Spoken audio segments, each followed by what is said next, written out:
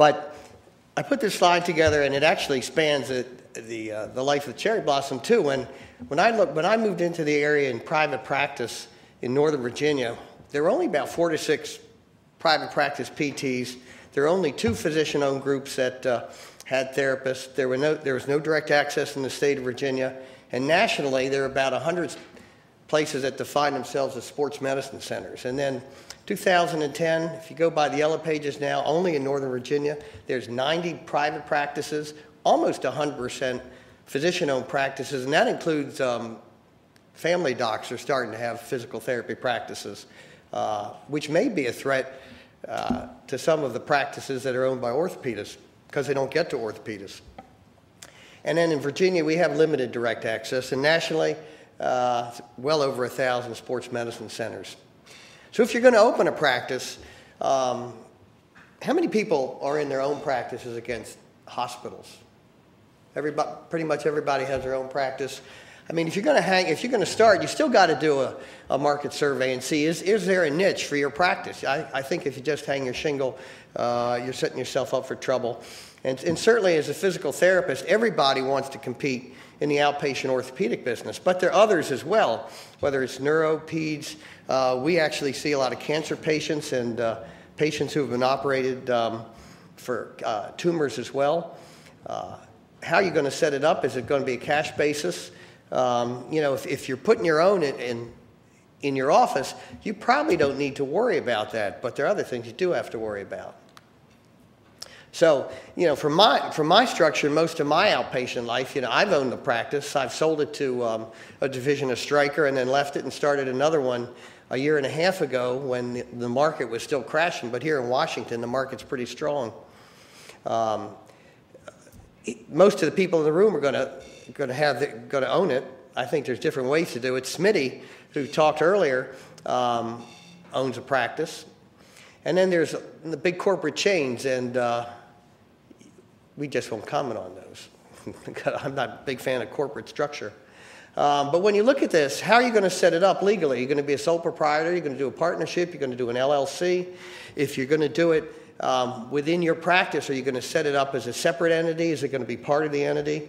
I would suggest the best way to do physical therapy is not to employ your therapist, but have a management contract with somebody else to supply them, and then you supply the equipment and space. Now, don't shoot the messenger, but the American PT Association opposes ownership of PT practices by physicians. And as Jack said, they support local and federal state laws regulating or prohibiting physician ownership. And in the Post, just a month ago, they had a big headline, "Are Self-Referrals Proper?" And this was talking about a big urology practice. And again, it's the same issue.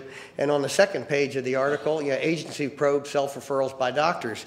One thing you don't want to do is be the object of a federal investigation. And I would say, as Dr. Beach mentioned, if you get a request for documentation from Medicare in the random audit, if it gets lost in your administrative staff and you don't answer it, they're going to assume you have a 100% error rate.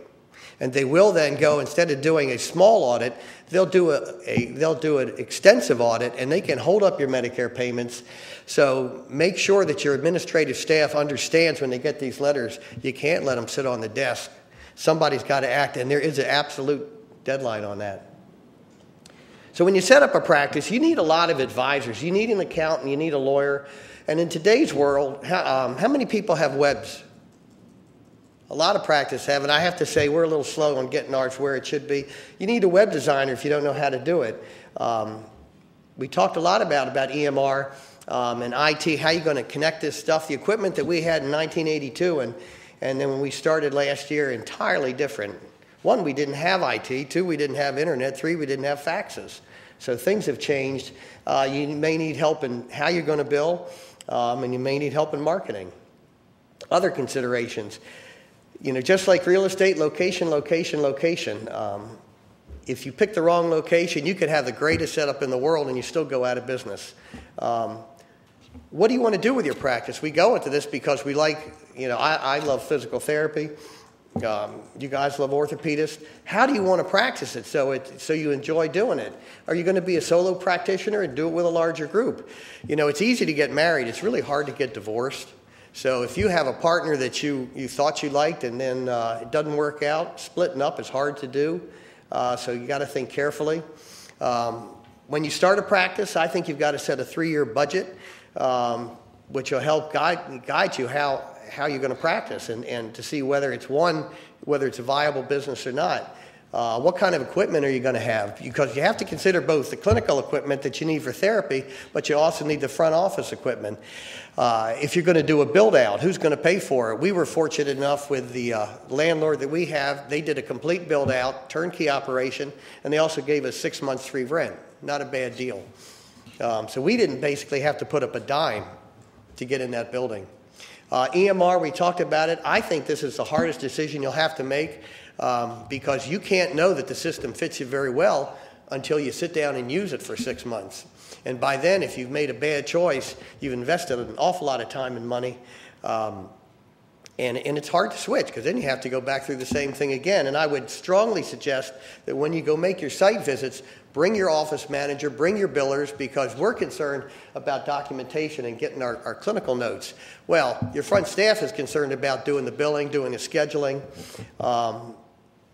How easy is their flow? Because it might work really well for you, and they don't like it. They can't get reports out of it. So you need your whole team going to the site and viewing that. Staffing, you definitely have the right staff. You have to have the right fit.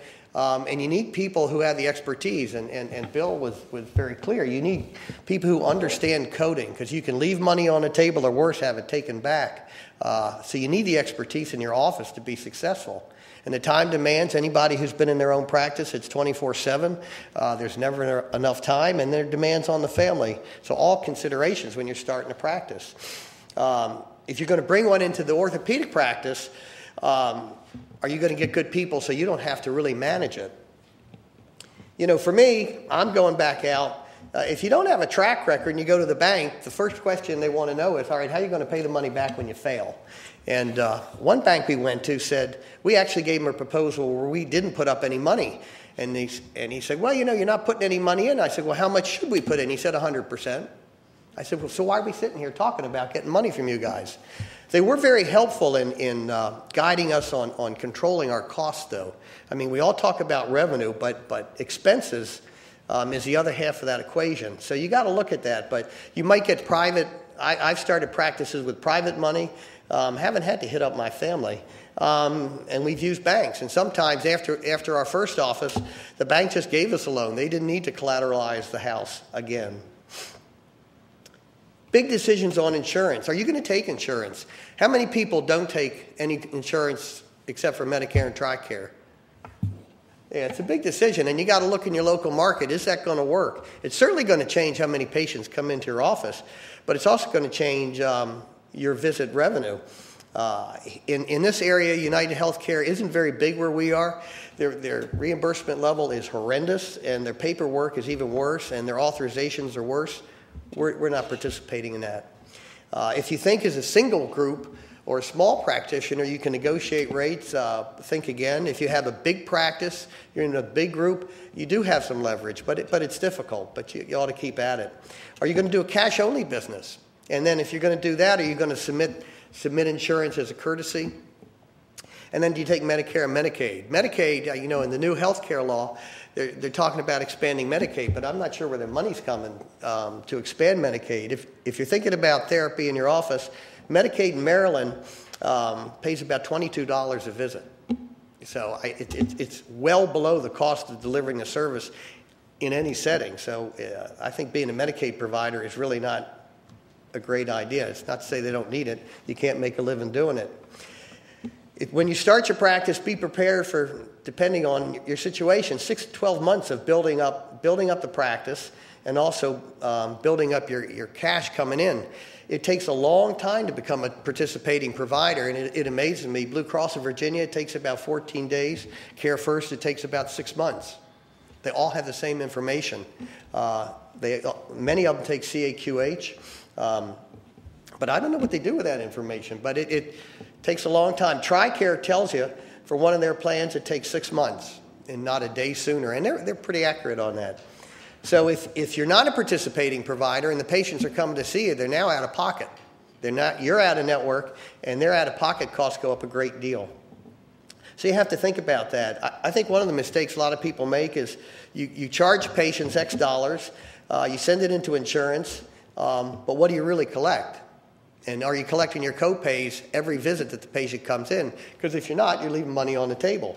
If you've budgeted for your charges and you really haven't budgeted for your collections, you're going to be, in a sad way, we collect. In fact, this is the first time I've gone to small claims court this week on 3 patients who didn't pay the bills. But you got to know what you're going to collect, not what you charge. And did you budget for the difference? So some bumps on the road. If you've left another group or another company and you're starting out, do you have a non-compete? Do you have a non-solicitation? Because if it's well written, it's enforceable. It can cost you a lot of money. One of the people who left Physiotherapy Associates started a big practice in Atlanta, and Physio sued them, and they settled for $800,000. And that doesn't include his cost of deposition and attorney's fees. Now, he did build a $6 million business on an $800,000 ticket, so it's not a bad deal, but do you really want that aggravation? So you got to know if you have a non-compete and what's in it. I've been in the area for a long time, and when you come back, when you leave the area or you're someplace else, the doctor says, "Oh, you retired, you died, you're not here anymore." It's hard to change your habits of referral. So starting to practice again, if it's in-house, you have to change your partner's habits if you're going to use the physical therapy. And also, you've got to know what therapists can do. I think there's a great deal of misinformation about what physical therapists do. They're not all the same. They're not generic. And we certainly make your surgeries look better or worse depending on what we do. Again, do you have the expertise to bill and code? And I think Bill made a big point about that. And you need it. Physical therapy is different than orthopedics. It's a whole different set of codes. You need to know how to do it correctly. And you've got to control cost, and there are lots of things to consider. And then you've got to develop and execute your business plan and your marketing plan, whether it's as therapists, letting the doctors know these are the capabilities we have. These are patients that you're not sending that you could send. So in summary, you got to focus on your plan, and you've got to execute it. A lot of times we have great plans, but we're lousy executors. And then you got to be prepared to change as conditions change. And then have fun and enjoy life. And don't worry, be happy.